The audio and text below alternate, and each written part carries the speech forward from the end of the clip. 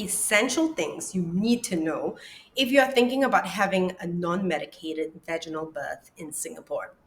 Now, for most of us who want to have that, we are confident because we got pregnant easily and naturally and things flowed all the way. And so, therefore, birth should just happen very easily and naturally as well. And you're right, this is what we should be expecting. But unfortunately, for most of us, the odds are actually stacked against us because of the modern maternity care model. Unfortunately, I have seen this so often. I was one of them, and where I just left it, I didn't realize that I needed so much more. And you can save yourself the pain that everybody else has gone through to experience a much more positive experience. It's really important actually because the way you birth will affect the way you mother.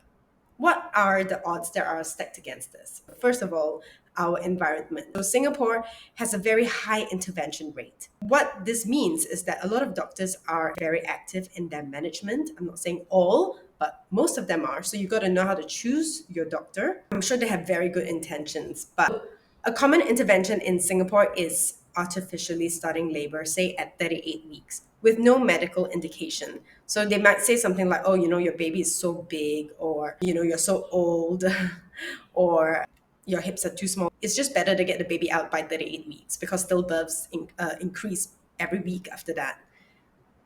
Well, there is more and more evidence showing that the chances of an emergency C section is higher and that outcomes are poor for babies whose moms were induced at 38 weeks without any medical indication. So they're healthy and the babies are healthy, and induction was introduced.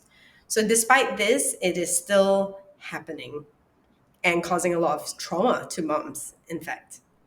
Another thing is that women do require continuous support in labor, and husbands do not know about providing that support.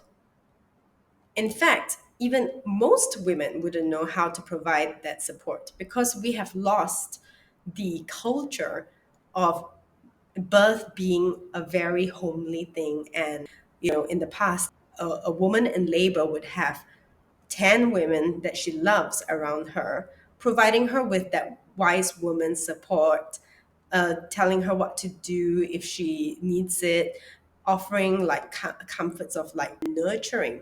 So these things are really essential as a woman is going through the hard work of giving birth. But we don't get that now. In the modern days, we get something like doulas. The nurses come in sporadically in hospitals. They are not there to provide you continuous support. You're there on your own. So what we can do about this is you can get a doula that can go into the hospital and have your husband train himself. You can do this in the course that I provide anyway. Hypnobirthing does it. I've got all the support of studies for it on my site, so feel free to have a look around. Third most important thing is that even if we manage to find a doctor in Singapore who is expectant in management, which means that are allowed to do things in your own time, to allow labor to start spontaneously, for you to have more time to just labor or to bring on labor, and your husband knows what to do, you got a doula. The third thing is you need to understand pain. Pain is actually made up of two components. One is the physical part where it tells us that, okay, there is danger. The other part of it is actually a perception and emotion. There is going to be a certain amount of discomfort. Okay, let's be real. Your muscles are going to be stretching, bones are going to be moving, but I assure you that this isn't actually so bad, especially if you have been doing a lot of physical preparation. So stretching the muscles that need to be stretched, building strength when it needs to be built, provide yoga for labor as well. So I would tell you about it another time. What makes so many women go through excruciating pain is actually perception.